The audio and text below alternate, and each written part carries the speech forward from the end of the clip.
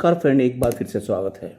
Friends, आज budget declare हुआ और अनाउंसमेंट बड़ी बड़ी बातों का हुआ।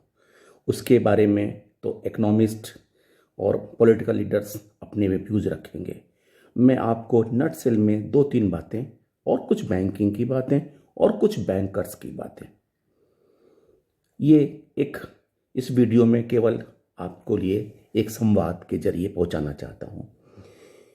बजट की बड़ी बातों में 130 लाख एमएसएमई को अतिरिक्त कर्ज देना, डिजिटल विश्वविद्यालय स्थापित किया जाएगा, पीएमई विद्या चैनल लाया जाएगा, 22-23 में 80 लाख घर बनाए जाएंगे, पोस्ट ऑफिस में भी ऑनलाइन ट्रांसफर होगा, जूते चप्पल हीरे गहने सस्ते होंगे, कपड़ा चमड़े का सामान सस्ता होगा, मोबाइल फ़ोन चार्जर सस्ते होंगे, खेती से जुड़े उपकरण सस्ते होंगे, विदेश से आने वाली मशीनें सस्ती होंगी। Digital rupees to be issued using blockchain and other technologies to be issued by RBI starting 22-23। Friends, हम वेतनभोगियों और पेंशनधारियों को, सबसे इंडिविजुअल लोगों को इंतजार रहता है इनकम टैक्स स्लैब में बदलाव, क्योंकि हमारी सारी आशाएं उसी पे टिकी होती हैं और उसमें इनकम टैक्स स्लैब में कोई बदलाव सरकार द्वारा नहीं किया गया है। यानी कि इनकम टैक्स के तरफ आपको कोई भी राहत नहीं है। सीनियर सिटीजन के हेल्थ इंश्योरेंस प्रीमियम में जीएसटी में कोई राहत नहीं है। एक summary of budget 22। Ma'am, anything for tax payer? FM, या thank you for your contribution. केवल हम आपके कंट्रीब्यूशन को धन्यवाद देते हैं, आपके लिए कुछ नहीं है। फ्रेंड्स, इसके बाद एक और अच्छी बात है कि जो बजट सेशन में लोग बिल लिस्ट किए गए हैं सुनने के लिए, list of bills likely to be taken up during the budget session, उसमें बैंक प्राइवेटाइजेशन बिल का कहीं नाम नहीं है। यानी कि बजट सेशन में कोई भी इस तरह की बैंक प्राइवेटाइजेशन संबंधी अमेंडमेंट बिल नहीं आएगा। लेकिन एलआईसी के आईपीओ के बारे में बात किया गया है और वो जल्द आने की उम्मीद है। एक न्यूज़ के हिसाब से बैंकों के कुल 421 कॉर्पोरेट कर्जों में फंसे 7.94 लाख करोड़ में से केवल 2.54 लाख करोड़ की वसूली की गई, यानी कि 32.11 की रिकवरी। बैंक घाटे में क्यों जाती है? क्योंकि आईबीसी कानून कमज़ोर है।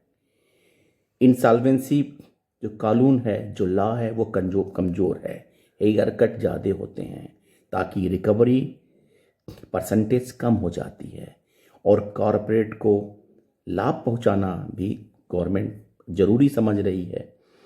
अगर ये रिकवरी हो जाए तो बैंकों की पोजीशन अच्छी हो जाए, और इसीलिए no proposal for fresh capital infusion in PSU bank this year.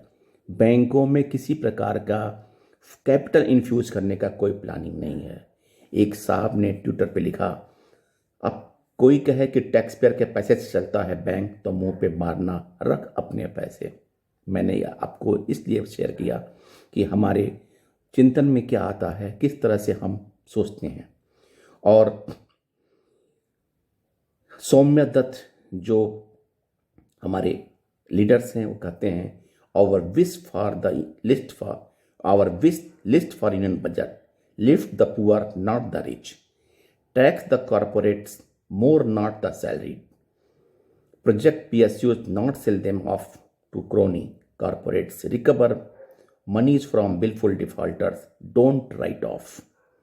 और एक बैंकर की व्यथा मैं व्यक्त करता हूँ जिसमें लिखा हुआ है, कोई निकम्मा कहता है, कोई कामचोर समझता है, मगर बैंकर की मजबूरी न कोई और समझता है। समाज सेवा भी करनी है, प्रॉफिट भी कमाना है, ये वो बस ही समझता है जो इसके तौर समझता है। ये हमारे एक बैंकर साथी ने ट्वीट किया है जो एकदम सच्चाई के करीब है। और चलते चलते एक समाचार और कि 25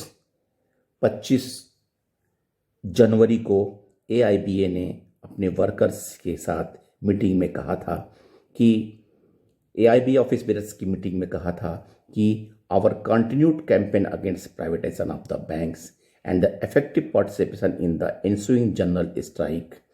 और AIBA की माने तो स्ट्राइक की कॉल की गई है और ये स्ट्राइक जो पहले फरवरी में होना था वो चेंज होके 28 और 29 मार्च 2022 को होना है। लेकिन फ्रेंड्स, AIBA का ये स्ट्राइक कॉल करना केवल एंटी नेशन कह के, एंटी लेबर पॉलिसी कह के, ये केवल पॉलिटिकल एजेंडा है, ना कि बैंकर्स के, ना तो बैंक पेंशनर के लिए है, ना बैंक एम्प्लॉइज़ के लिए है, ना बैंक प्राइवेटाइजेशन के लिए है। लेकिन फिर भी AIBA एक सर्वमान्य संस्था है हमारे बैंकर्स का, वो कॉल करती है। ये हमें डिसाइड करना है कि हम इसे पार्टिसिपेट करते हैं नहीं करते हैं। ये मिलीजुली एक बैंकिंग, बजट और बैंकर्स की बातें थी। फिर मिलते हैं नए अपडेट्स के साथ, तब तक के लिए थैंक यू।